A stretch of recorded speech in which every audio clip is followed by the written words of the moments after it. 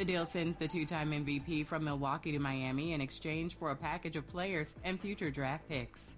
Get BIN News now on demand 24/7 on the iHeartRadio app.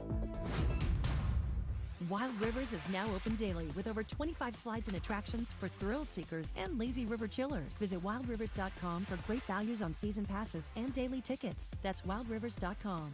Wild Rivers, where there's sun and fun for everyone. Is this the time? This is the KBLA Sports Minute with Ray Richardson. The first round of the NBA draft is tonight in Brooklyn. The Clippers have the number 5 pick. The Lakers are at number 25. Tonight is a major opportunity for the Clippers to get an impact player. There's a player the Clippers need to take at number 5, and he's projected to be available.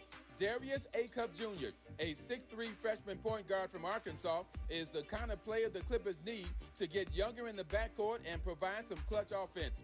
This kid is a shooter and a playmaker. In 3 NCAA tournament games last season, Acuff averaged 29.3 points and 5.1 assists. He was voted Southeastern Conference Player of the Year. Acuff is also one of only 2 players in SEC history to lead the conference in scoring and assists.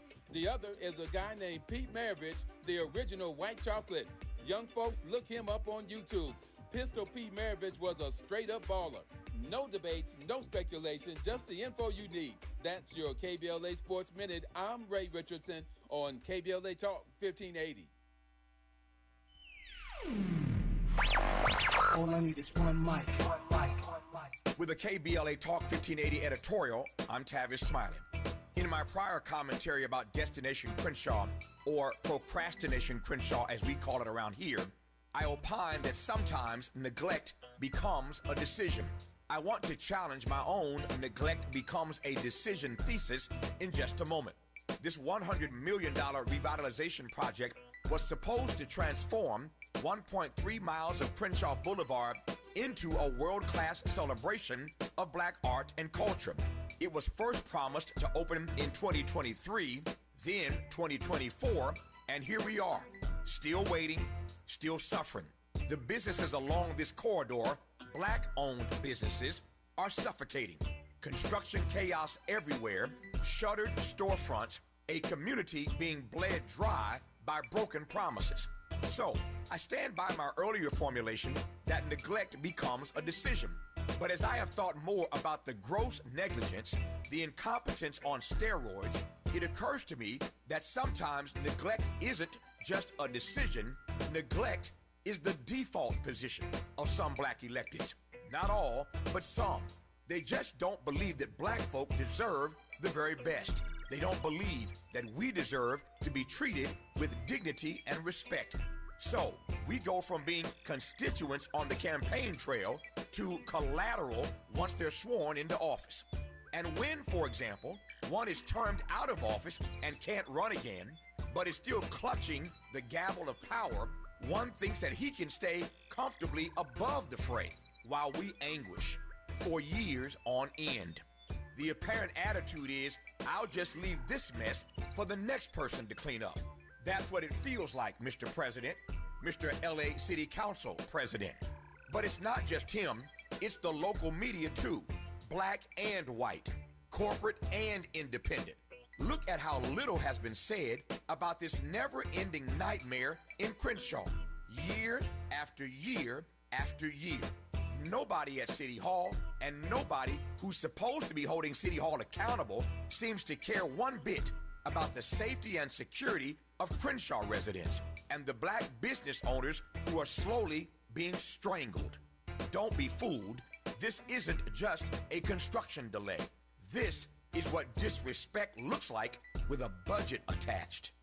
With a KBLA Talk 1580 editorial, I'm Tavis Smiley. As always, we welcome your feedback.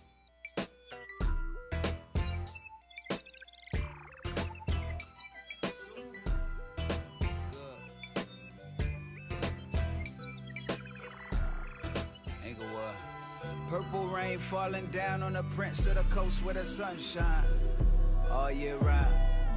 Purple haze over landscape, still I hydrate in the lunch line with the smog and clouds. What? Start me out. This song's in the key of life, and love is in need of more. Young from Inglewood, barefoot on the cedar floor. If black music is the blood, then my heart has been beating more. Rapidly, happily, I look back on Afeni Shakur. Her son paved the way. Now all eyes on me. Cause I'm young, black, and gifted. Nina, all eyes gon' see. If you swung back when faced with a challenge that's meant to break you and balance scales, you ain't average. Now throw your hands on 3. Gon' put them up for black magic. Black excellence, black habits, this black medicine. Everything black chucks, everything. Everything black hug, black love, everything. Praise black Jesus, play black Moses. Give them flowers while they still give black roses. Everything black tie, black ride, everything. Everything black pride, black lives, everything. Skin noir, friends noir, here you are, black. Everything you need, better believe you are that. Skin noir, friends noir, here you are, black. Every time they hear this, they gon' say he made an anthem. Life ain't a panda, it ain't black and white, it's a canvas. Spike Lee your dreams and Bruce Lee your tantrums. 2-3 that bull, then go Michael Jordan, go Samson. Knock down the walls around me, strong and dark and so handsome. Everything around me is shining dark and the time is divine. I found a spark. KBLA Talk 1580. Yeah. Beauty surrounds me for sure. All right, so let's do this Talking Point Tuesday thing we love to do. We're welcoming in the author of the forthcoming book, A Venn Diagram of One, an American Story. It's hitting bookshelves in August of 2026. I'm sure he'll be back around then. He's an award-winning policy analyst and educator, a radio show host, public speaker, and former CEO of the Pennsylvania Coalition of Public Charter Schools. Serves on the board of the American Consumer Institute. Lenny McAllister, good morning. It's good to talk to you again, ma'am. How have you been? I'm good. I don't know if you were listening to the show earlier and you heard me say I got granny slang, but you don't got to call me ma'am. You can just call me Dominique. Yeah, you listen. The bottom line is anytime you can give a black woman respect publicly and privately, you do it, and that's just what we need to do. So, I know your name, but I'm going to have to call you ma'am just to show you that respect every now and then. Okay, well, I'll take it. You wouldn't happen to be referencing a certain commentary around one Michelle Obama, would you? Listen, let's go there. Yeah. Because I actually had an opportunity 2 Mondays ago to rip into all that nonsense that came out about the First Lady, first on June 14th, and then all the nonsense that came out after the Obama Presidential Library was officially opened up. And this people don't seem to realize, Dominique, and you know this. This is historic when it comes to black women. They have been doing this to our women forever. It actually ties into the reason why I have no problem calling you ma'am. The bottom line is we have not done a really good job as black men putting up for our women over the last 40 to 50 years. And historically, black women have been at the bottom of American society. And it's ironic because not only are they at the bottom as far as being disrespected, but they're also at the bottom in regards to being the foundation. So it's kind of this double entendre of what's been going on.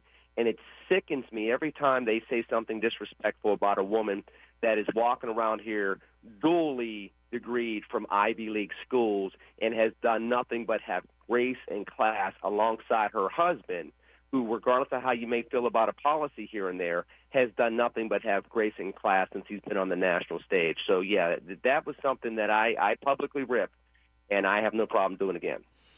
So, I mean, I know that you are a Republican, and we'll get into, your views of, in more political, explicitly political areas. But this is not just an one-off of this UFC guy insulting the First Lady, the former First Lady, Michelle Obama. This is actually a talking point. This is actually a conspiracy theory. I've seen it on X for years. I even have a friend, a black man, who has himself convinced that the former First Lady is a man. And I remember with Venus and Serena when they were on, the tennis circuit, that was an insult that was thrown at them, that they were manlike or masculine or something like that. And so, I mean, I think it's a trope and I think it's a conspiracy theory. It's not a one-off. So how do we purge your party of that, which is clearly racist? People like me have to stand firm. People like me have to continue to speak out, and people like me have to continue to show what a Republican, and particularly a black Republican, can be in regards to respecting black women and showing how, and you and I do this on the air, and I always appreciate coming on, how can you disagree with a black woman and still uphold her as an equal, as a woman, and as a child of God? It's tough because, as you well know, the question also comes back and says, why do you even stay in this party? Yep. But well, that's where I was going. Yeah, exactly. But you can't, if you acquiesce and you just leave the space is going to be filled with more cancer and toxicity. At some point in time, and I've said this to you before, somebody has to take a stance. Now, it doesn't mean I got to get down with everything that they do, and many times, obviously I don't. But at some point, you have to take a stand to bend things back to where it could and should be. So when the Republican Party basically burped and got rid of pretty much every black Republican representative this election cycle, does that tell you that the party's moving in the right direction? No, I think that what it tells me for those particular black Republicans is the fact that they're scared to take a stance. I mean, Wesley Hunt ran for the Senate knowing that he was not going to win that Senate seat. You look at Burgess Owens and a few others that ended up leaving. They knew that their time in office was truncated, and because they didn't have a whole lot of power, they weren't standing on principle, and they weren't trying to be change makers. They were trying to be congressmen, and that's it. You know, the unfortunate thing about what Tim Scott has been doing, and I've known Tim Scott for going on 16, 17 years, is that there have been times where he has not stood on principle. I mean, he used to try to do that during Trump term one, but then also spoke at the 2020 virtual convention and has kind of piped down since he tried to run for president in 2024. Part of what you need black Republicans in office to do is to push back when they see these things. And look, instead of pushing back, the Will Hurds, the Wesley Hunts, and others of the world just basically went away. And in fact, you saw Wesley Hunt on the steps of Capitol Hill say, "I'm not here because I'm black. I'm here because I'm qualified." Well, you can be qualified and still be proud to be black and stand up for black people. But we saw too many instances where they were not inclined to do that, and they walked away from that historic obligation that, whether they realize it or not, they actually have because of the status that they had in American society. I don't have quite that congressman status, but I still do have an obligation to stand, even if I got to stand alone. And that's part of the reason why I wrote the book, A Venn Diagram of One, because sometimes you have to stand alone until things start bending back the right way. So, I mean, that's the question. That's part two of that question about why do you stay is there room in the Republican Party of 2026 and even more importantly 2028 for dissenting voices? Because now we're not just talking about black Republicans. I mean, let's look at Marco Rubio. Let's look at J.D. Vance. These guys got special, well, at least Rubio got a special nickname. He was Little Marco. Now he's the Secretary of State. J.D. Vance, supposedly stood up saying then that Trump was basically calling Trump a fascist, and now he's the vice president and, couldn't have his further up the president's backside. So is there even a lane there? If you're talking about today, no, it's a very hard path to hoe, if you will. But if you talk about in the future, that's why you do the work. Look, in 2003, Barack Obama didn't have a lane to get elected to the U.S. Senate, much less president. 5 years later, he's president-elect. When he jumped into the Senate race in 2007, he was running against a whole bunch of people with a whole lot more money and a whole lot more name cachet. All he had was a very brilliant speech and a book versus Hillary Clinton and John Edwards and others. He stayed the course. Now, I'm not saying I'm on that path. What I'm saying is that's an example of people that had to trust that I'm trying to do the right thing, and I got to stay the course, even if what around me doesn't look as though it's going to work out. It's truly that faith and works, not just faith without works. I wrote about that in the book, but I have to live that as well. And it's something that, Dominic, we all have to do. We all have to live out the change that we want to see transpire. It may not happen at the pace that we want, but we have to stay true to that commitment. I'm just laughing because Miles and I were just talking about that hour one, What do we stand on? Are we going to stand on what we say we believe, or are we going to just be opportunists? Lenny McAllister is my guest. He's an author and a radio broadcaster and a Black Republican. It's a Talking Point Tuesday. We'll continue the conversation when we come forward on KBLA Talk 1580. She's reclaiming her time on KBLA Talk 1580. More First Things First with Dominic DePrima when we come forward. Wishing happy birthday to KBLA. 5 years old, yeah, with more that's coming your way. Congratulations, come on y'all, let's celebrate. Happy birthday to KBLA. Look, 5 years deep and we still going up. Built it from the ground, never real, no one else. Real talk on the air, then the truth get heard. Every day the proof getting served. He had a vision and he stayed with the plan. Now they tapped in from the beach to the land. Never back down, 7 days of the week, still going up now. We 5 years deep. Wishing happy birthday to KBLA. Happy smiling, you did it with 5 years today. Congratulations, come on y'all, let's celebrate. Happy birthday to KBLA.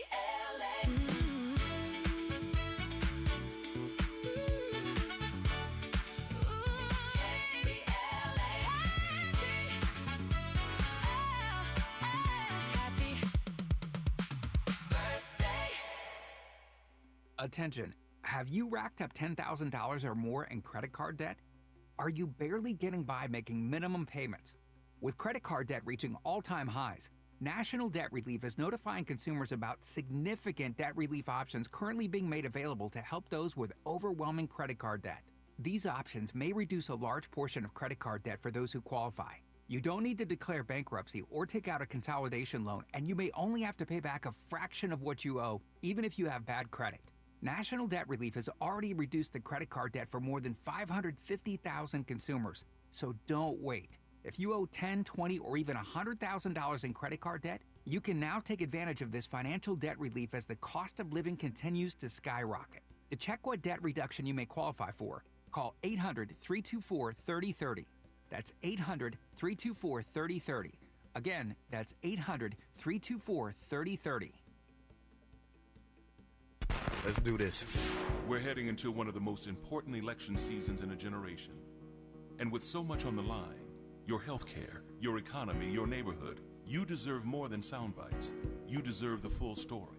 KBLA Talk 1580 is your trusted voice for political coverage, commentary, and conversation. From local races to national headlines, we bring you the insight and perspective you need to make sense of it all and make your voice heard. Between now and November, a lot will happen. A lot will change. But one thing won't. KBLA Talk 1580 will be right here, keeping you informed, keeping you engaged, and keeping it real. KBLA Talk 1580, the place for politics.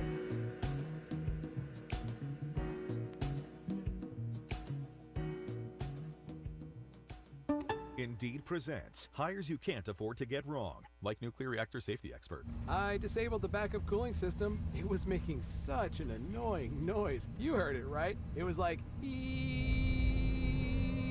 We're on the countdown to core failure. And you're saying we don't want that?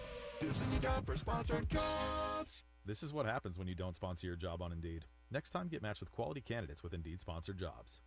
Visit Indeed.com/hire now and sponsor your job today. The conversation continues right now with Dominic DePrima on First Things First. Right now, we are talking with Lenny McAllister. His book is coming out in August, and I hope you'll come back and talk to us about it once I get a chance to get a look at it and read it. Mr. McAllister, he is releasing his book, A Venn Diagram of One, in August. He's also a Republican pundit, you could say. He's a radio host in his own right, and et cetera, like that. Glad to have you on. We're going to go right to Kwamel calling us from Gardena. Kwamel, you are on with Lenny McAllister. Welcome. Well, hello there. Yes, happy Mighty Talking Point Tuesday to you, and respect to you, Brother McAllister. Good morning, Yes. I wanted to talk about a thing that I kind of always wanted to explore with black conservatives. First off, as a progressive, I always said that there's nothing wrong with being a black conservative, because sometimes people come to values on their own, and I think they have every right to have their own opinions and views.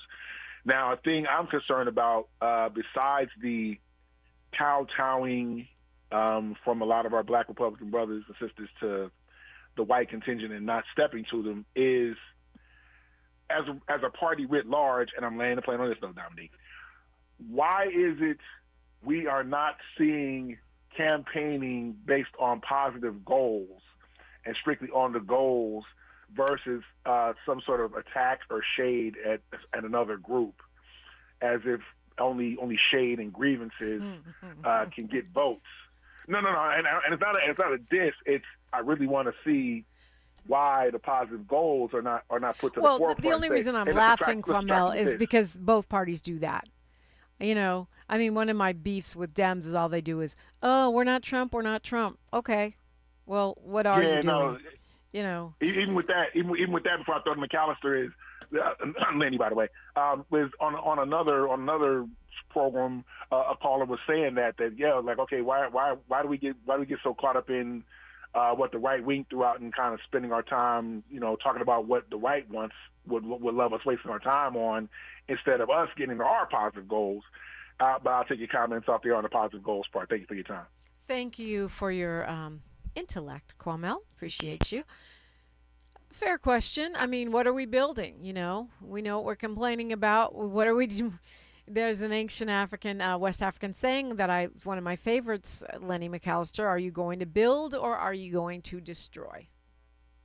Oh yeah, I love it, and I thank the brother for calling in. And it's part of what I talk about in the book is this, and in a Venn diagram of one. I talk about too often now in America, we focus on power and not empowerment. Empowerment means that I am trying to make everybody around me empowered to take control of their lives, to have opportunity in their lives, and to be able to chase success and happiness in their life in a self-determinative way. However, to the brother's point, the way we do politics and public policy these days is that we exert power and we try to take empowerment away from other people. And yes, both sides do it. Now, it has gotten really, you know, well, I didn't say that. I said both sides practice grievance politics.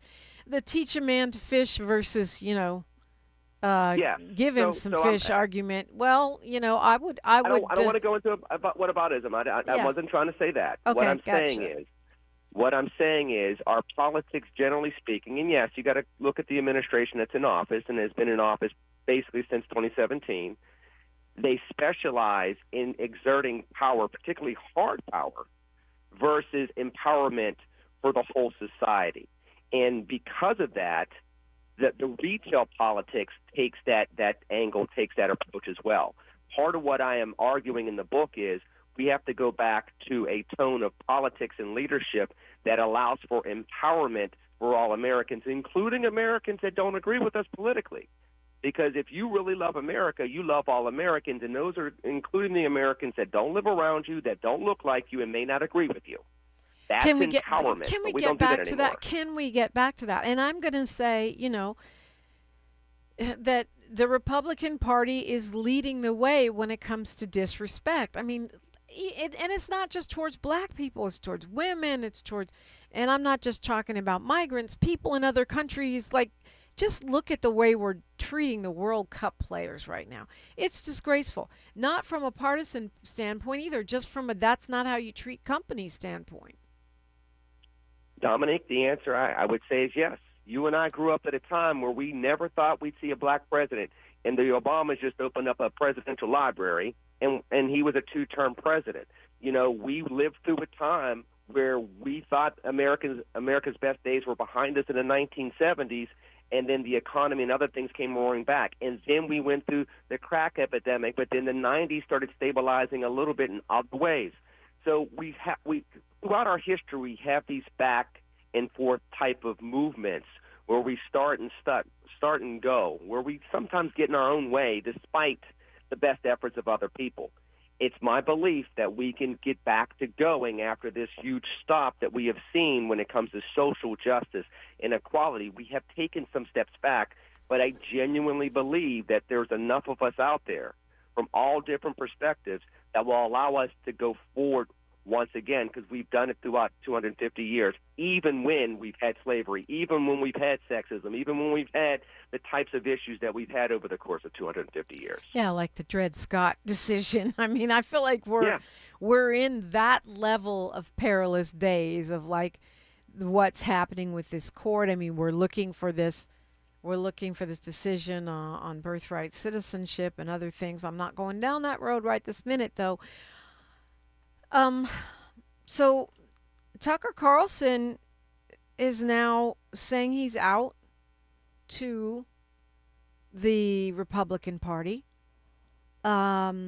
He in a lot of that he's attributing to the loyalty towards Israel, the Netanyahu factor, the fact that he and some others, he's not the only one, some conservative pundits are now saying that Trump has betrayed the America First principle and is now really more beholden to Israel than the American people. And he says that they're immoral, and he's out. He says he thinks a lot of other people are going to be out too. You're not following him, obviously. Why is that? I'm not following Tucker Carlson per se, but I mean, I've never been on board with that because, again, you know, the political positions that we hold and the philosophies that we're supposed to live out in our lives as an American, and I would even dare say, you know, drill it down as a constitutional conservative, you have to truly lean on that Constitution and understand what it means for every single American. And too often we have taken laws and we've taken majorities in governing bodies and we've bashed people over the head with them. You can't say live and let live when it comes to the Second Amendment and then not want to say live and let live when it comes to gay marriage. It's either live and let live or it's not live and let live. Either you want to say I'm an American, I have rights, but then it doesn't apply when it comes to stop and frisk for black Americans in urban America. Either we have rights or we don't have rights. And too many of these folks that are now jumping off the Trump train were willing to make those compromises and have, you know, cognitive dissonance. Well, because I mean, they wanted somebody to win an election. Carlson I've says never done that Trump is a slave to Israel. Do you believe that?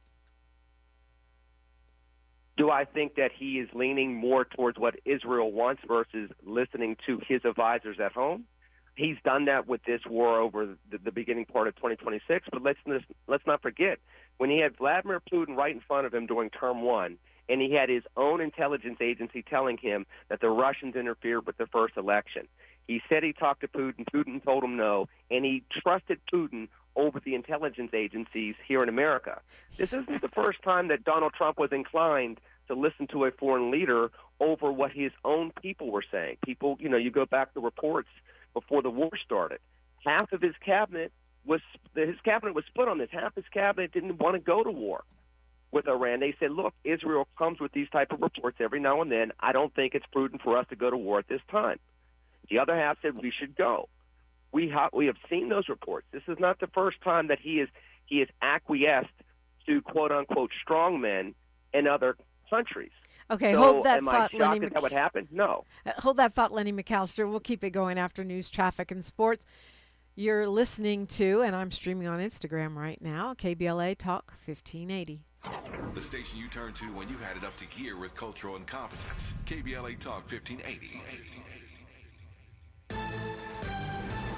I'm Bree Wood with BIN News Now. At least 13 people were injured in a drive-by shooting on Chicago's South Side with no arrest yet. This man was on his front porch when the shots rang out. I was a little scared, but, by you hearing the shots, you just run and duck and hide. So that's all I did. Mayor Brandon Johnson says the city is working overtime to combat illegal guns after a violent weekend left 33 people shot, including 6 killed. 2 Florida teachers who used racial slurs will be allowed back in the classroom after a school board vote. 1 additional teacher was not reinstated as concerns remain about accountability and creating a safe environment for students. And the NBA draft is underway in Brooklyn. The spotlight shifts after a blockbuster trade sent Giannis Antetokounmpo to Miami, giving the Heat a key first-round pick while Washington holds the number 1 selection. Get BIN News Now on demand 24/7 on the iHeartRadio app. Wild Rivers is now open daily with over 25 slides and attractions for thrill seekers and lazy river chillers. Visit wildrivers.com for great values on season passes and daily tickets. That's wildrivers.com. Wild Rivers, where there's sun and fun for everyone. This is the KBLA Sports Minute with Ray Richardson. The first round of the NBA draft is tonight in Brooklyn. The Clippers have the number 5 pick. The Lakers are at number 25. Tonight is a major opportunity for the Clippers to get an impact player. There's a player the Clippers need to take at number 5, and he's projected to be available. Darius Acuff Jr., a 6'3" freshman point guard from Arkansas, is the kind of player the Clippers need to get younger in the backcourt and provide some clutch offense. This kid is a shooter and a playmaker. In 3 NCAA tournament games last season, Acuff averaged 29.3 points and 5.1 assists. He was voted Southeastern Conference Player of the Year. Acuff is also one of only 2 players in SEC history to lead the conference in scoring and assists. The other is a guy named Pete Maravich, the original White Chocolate. Young folks, look him up on YouTube. Pistol Pete Maravich was a straight-up baller. No debates, no speculation, just the info you need. That's your KBLA Sports Minute. I'm Ray Richardson on KBLA Talk 1580.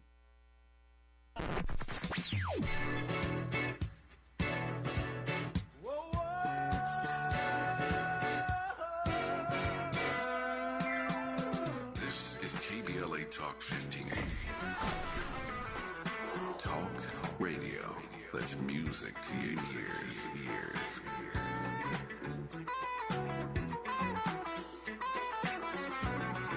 We're unapologetically progressive. KBLA Talk 1580. KBLA Talk 1580. We've got a lot to talk about. KBLA Talk 1580, connecting you with services and solutions. These are hard times for housing in America. Too many in our community face barriers to safe housing, behavioral health care, and affirming spaces for healing, particularly those impacted by poverty and stigma or incarceration. Rooted in South LA, AMAD supports impacted communities through housing, wellness, and leadership development. AMAD provides culturally responsive, peer-led support from transitional housing and mental health services to leadership development and youth empowerment. They offer safe, affirming houses for youth, transgender women, and formerly incarcerated individuals. Therapy and peer support with a focus on healing trauma in Black communities. HIV prevention and care, free testing, education, and wraparound services for whole person wellness. Standing in the gap with health, housing, and hope. Reach out to AMAD Institute at 323-569-1610. That's 323-569-1610. Or visit amaad.org. This is a community call to action from KBLA Talk 1580. Are you having trouble hearing? Hearing loss can devastate the quality of your life. Now, there's an affordable fix for you or your loved one. Rated the best hearing aids of 2026 by Forbes Health, Audion Hearing has the highest quality hearing aids at the lowest prices, starting at just $98 a pair. I actually like them better than my old $5,000 hearing aid. I could not believe how my hearing and life changed. Join over 1 million happy customers by going to audionhearing.com. That's AUDIEN hearing.com. When disasters hit and cell networks fail, Rapid Radios keeps you connected. Instant push-to-talk with coast-to-coast range. No contracts, no monthly bills. Trusted by law enforcement, government agencies, and over 500,000 users. Always ready when your phone isn't. Because in an emergency, seconds matter, and reliability isn't optional. Go to rapidradios.com. Use code RADIO for 5% off and free shipping from Michigan. Rapid Radios. Communication redefined. Man, I love this place. I've been surfing here since I was a kid. Now, seeing my grandson out on the water, it means everything to me. Watching him and taking in the blue waves, the sea breeze, the blurry horizon. If you have geographic atrophy, or GA, subtle changes in vision could mean it's progressing toward irreversible vision loss. Izervay is proven to slow GA progression and could help preserve your vision for longer, so you may keep seeing the world around you. Izervay, or avacincaptad pegol, is an eye injection. Don't take it if you have an infection or active swelling in or around your eye. Izervay can cause eye infection, retinal detachment, or increased risk of wet AMD. Izervay may cause blood in the white of the eye, blurred vision, or a temporary increase in eye pressure. Do not drive or use machinery until vision has recovered after an eye injection or exam.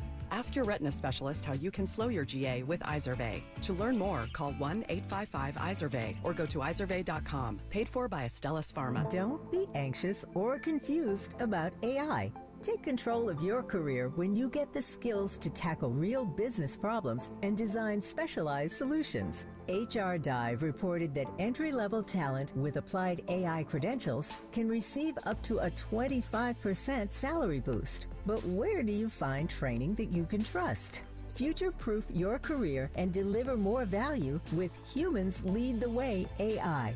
Their hybrid learning courses use practical definitions, real-world examples, and strategic insights to help you and your team understand AI with confidence. No magic, no hacks, no shortcuts. Just practical knowledge that helps you use AI more successfully. Don't wait. AI can never replace people who know how to use it well. Register for courses today at humansleadtheway.com. That's humansleadtheway.com. This is KBLA Talk 1580, where everybody is somebody and nobody is a stranger. You belong here. You do. You belong here. Republican, Democrat, especially progressive Democrats, but everybody, even if you happen to be a Venn diagram of one, an American Story. That's the name of his book. Lenny McAllister is on today. He's an award-winning policy analyst and a radio show host in his own right, and he's on the other side of the aisle. And I was just reading in this really fascinating article in Salon about how the MAGA brand is fading, and they say that Trump stores are closing across the country. People aren't buying the merch, but he's still winning these primaries, right? He's still able to primary people and prevail.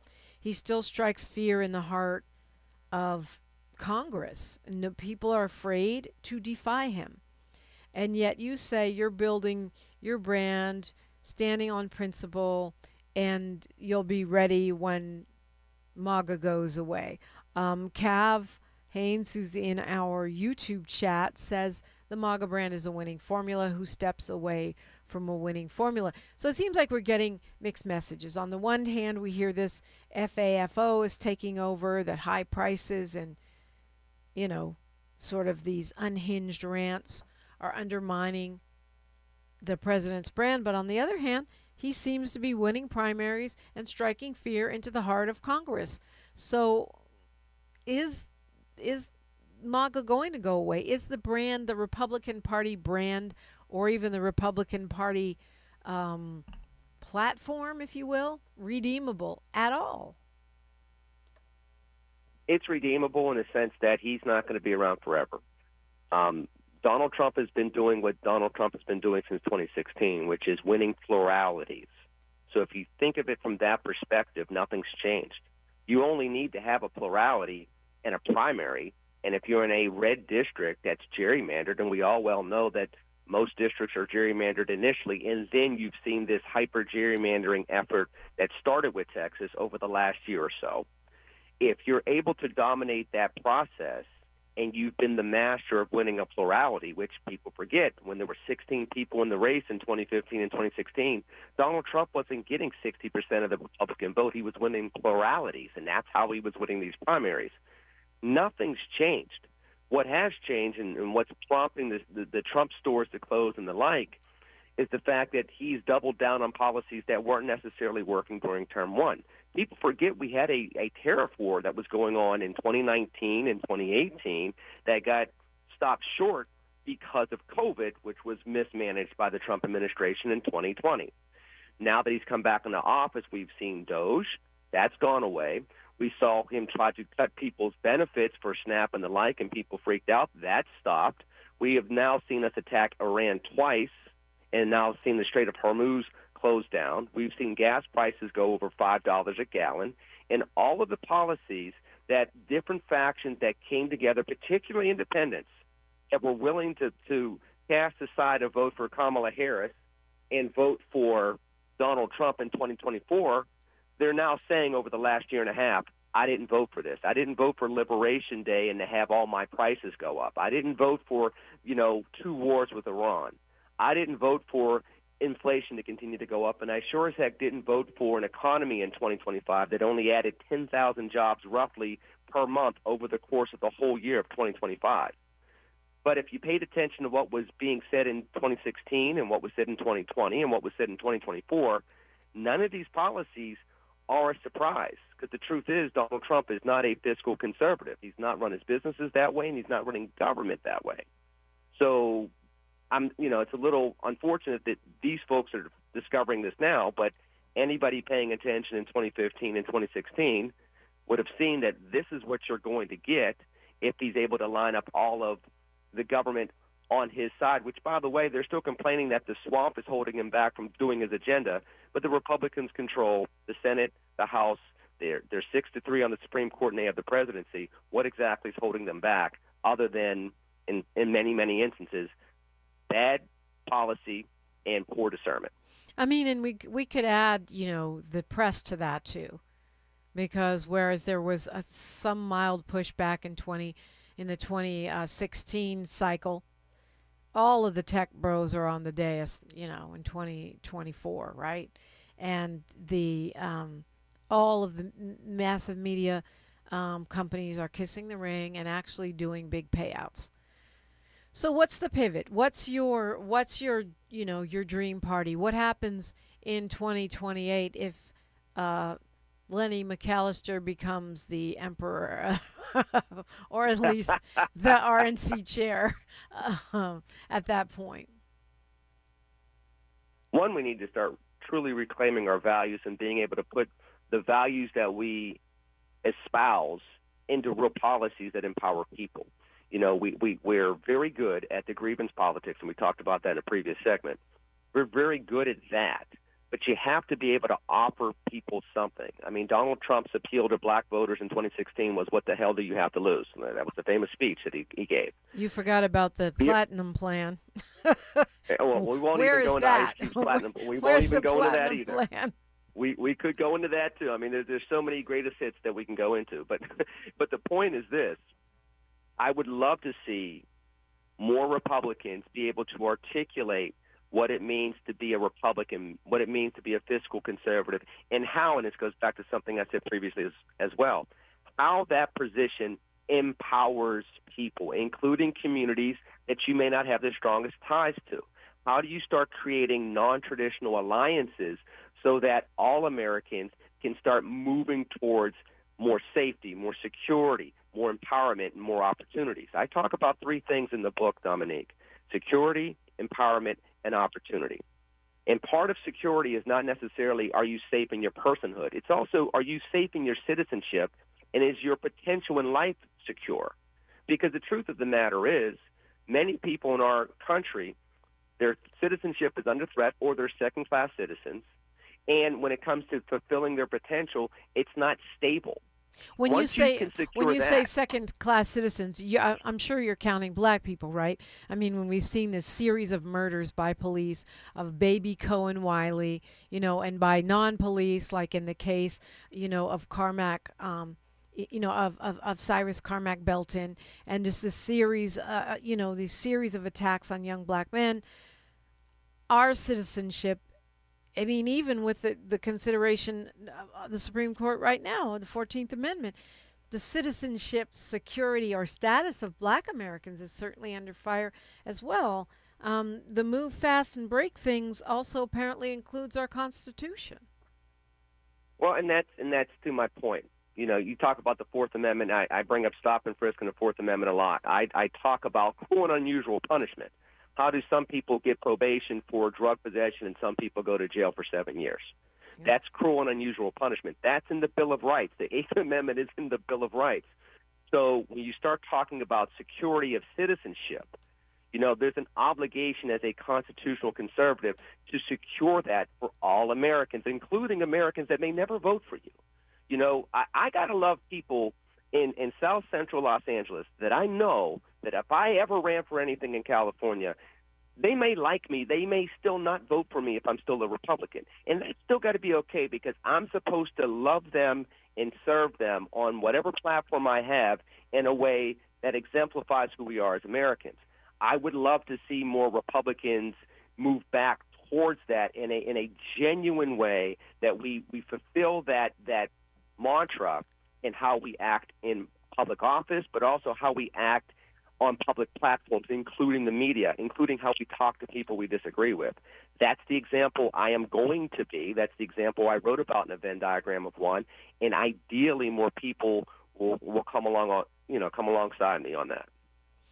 The Molly Bell wants to know in our YouTube chat if you celebrated Juneteenth. I'm a black man, so yes. Well, you say that as if it's very a given, but I don't know. It's a given to me. It's a given. Here's the thing. What did Malcolm X say? What did Malcolm X say? Before we were Democrats or Republicans, before we were Christian or Muslim, before we were Masons or Elk, we were black. And that's just kind of how I come across. Now, can I be proud to be black and American? Yes, I can. But yes, in regards to celebrating Juneteenth and making sure my kids know more and more about our history, and making sure that when I crack open a microphone on the radio or I give a speech, I am still reflecting that history. I gave a speech in April where I was talking about school choice, but I was quoting Frederick Douglass with that speech in saying that if you just celebrate some of the policy wins, but you're not empowering people past just putting them in better schools, okay, great, you got them in better schools, but you're not helping them be fulfilled citizens. It goes back to the second-class citizenship thing.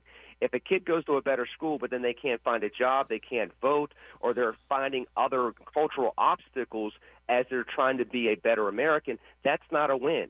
The win is allowing them to be fully fulfilled Americans, and that's something, Dominique, that I think is very specific to us as black people that we need to continue to bring to people's attention. And then as a black Republican, I'm in a space where there's a huge void here that I have an obligation to fill, and I'm just trying to be that example to help fill that void.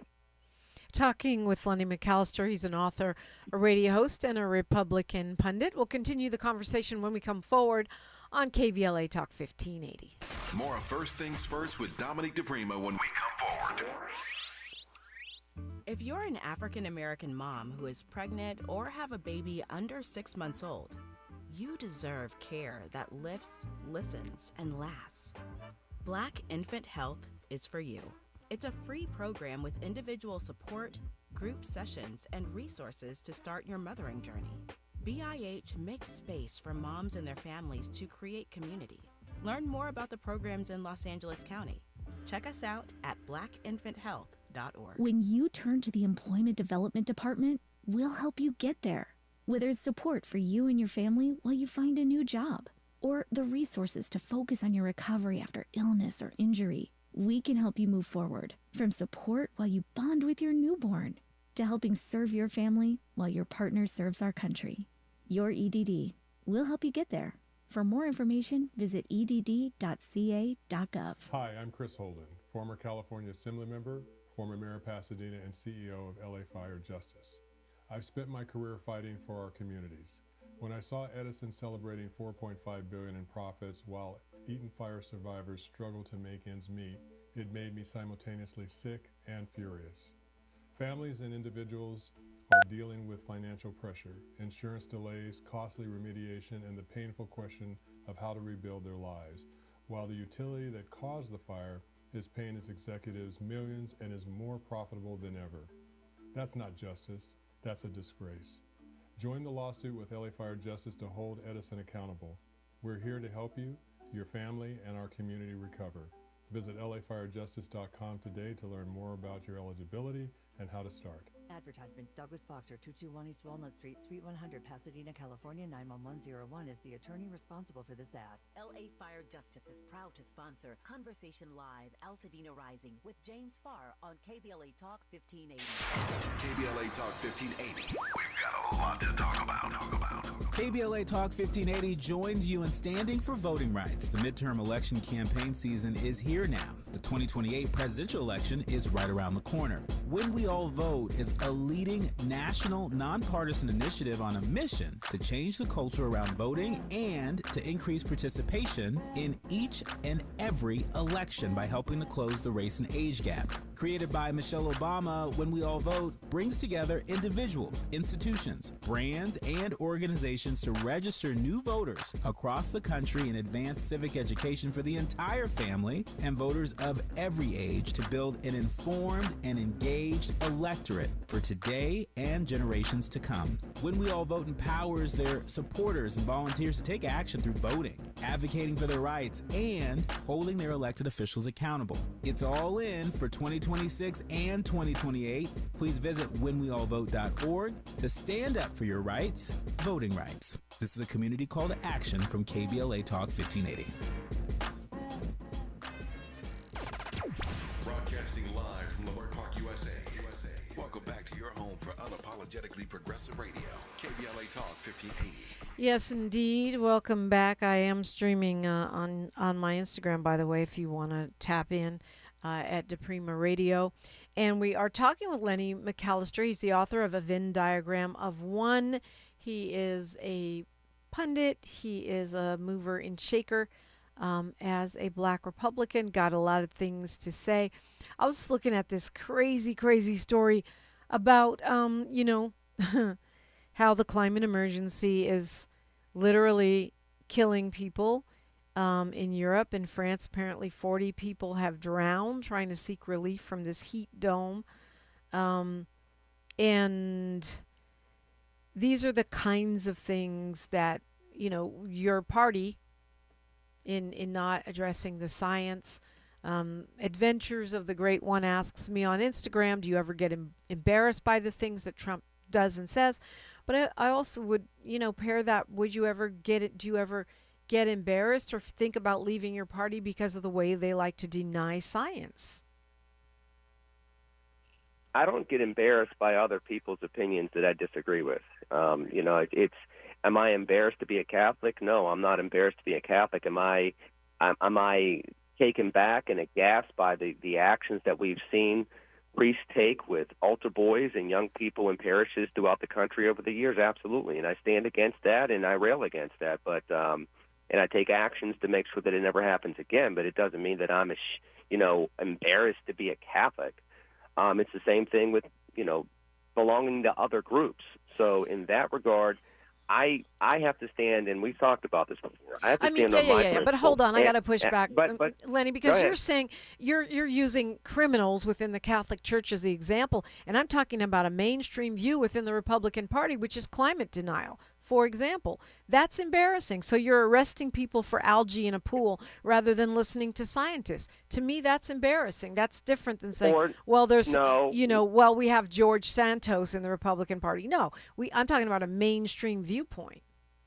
Well, I'm talking about, you're arresting people for dipping their hands into a pool, but you give pardons to people from January 6th. I mean, you can look at that as well. I see the hypocrisy in that, but I also have to ask myself the very direct question, do I want to be somebody that's going to build or destroy? I can sit here and just criticize, or I can stand where I am and try to do what I can to build, because the bottom line is this country works best when we have at least two political parties that are functional. And and right now we do not have one. We know that one traditional party that's been around for over 150 years is not acting in a functional manner.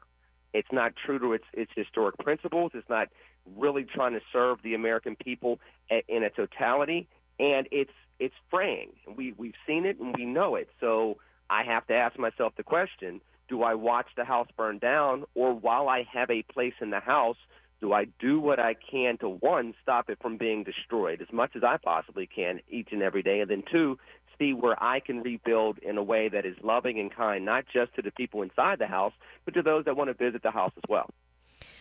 All right, we've got Dwight calling us from the city of Compton. Dwight, you're on with Lenny McAllister and Dominique DePrima. Welcome.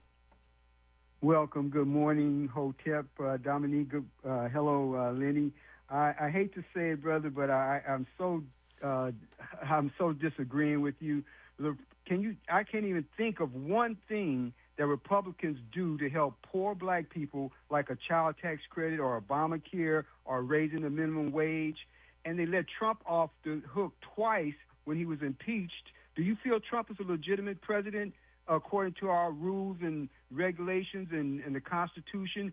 And then they delayed his trial so he wouldn't be held accountable for stealing documents, for trying to bribe Ukraine.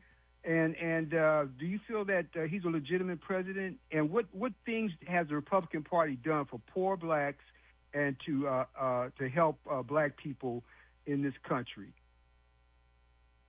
So, number one, I'm going to say the same thing that we've said about Joe Biden. Do I think he was legitimately elected? Yes. I think Joe Biden was legitimately elected in 2020 as well. So that aside, as far as election legitimacy, are there policies that uplift people from poverty? I do think, for example, I stand on school choice. I've brought that up repeatedly. School choice does not have to mean hating public schools, but it does mean providing. But it defunds public schools. It does allow people to cherry pick. It does subsidize the rich and leave the less resourced black and other children abandoned in underfunded public institutions. No, because those scholarships go disproportionately to poor and black kids. Many of the tax credit scholarships you have to qualify for by way of poverty guidelines. It does not go to the rich and powerful for those scholarships based on how the scholarships are set up in many, many states, including here in the Commonwealth of Pennsylvania. It disproportionately goes to African-American and Latino kids, same with charter schools. I can tell you that 60 to 70% of the kids in Pennsylvania that go to charter schools are black or brown. These are pathways.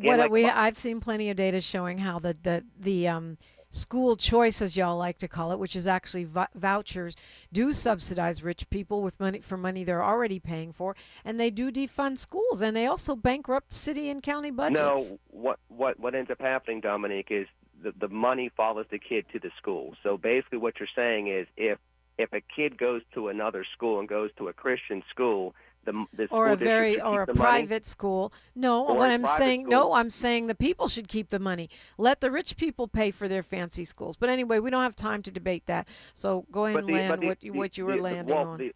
The other thing I was going to, because we've been into that before, and I'd love to do it again. It's all good. We shall. Let's do it.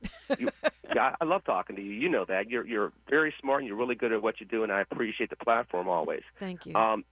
But the other thing that another example would be, when there were opportunities to support credit unions in urban environments, a lot of times those smaller credit unions were loaning money to our communities that had that first step up into home ownership, into business ownership, and the like. When we have seen more progressive policies from on high, it's truncated those opportunities. A lot of those credit unions got bought up, sold, or just closed down. Those opportunities, those policies that conservatives did support allowed those credit unions to be able to loan money to our community. So those are two policies. Now, are there policies that have been harmful? Yes. And I mentioned that earlier in the show. When we're focused on just having power and not providing empowerment for all Americans, you start having this dysfunctional way of doing things. And I would like to see, folks, whether it's my leadership or others, be able to guide us back to empowering people, not just having power over people. Lenny McAllister, thank you so much once again for joining us. Real quick, just remind people how to follow you and keep up with what you're doing. They can go to LennyMcAllister.com. They can follow me on X. It's Lenny McAllister. They can follow me on Instagram. They can follow me on Facebook. Of course, the book, A Venn Diagram of One, is already available for pre-order. Frederick Douglass Books. distributed by Simon & Schuster. You can go to Barnes & Noble and elsewhere wherever books are sold. And, of course, the book comes out hardback and audiobook and ebook. It's released officially August 11th. Okay, well, hopefully we'll see you in August.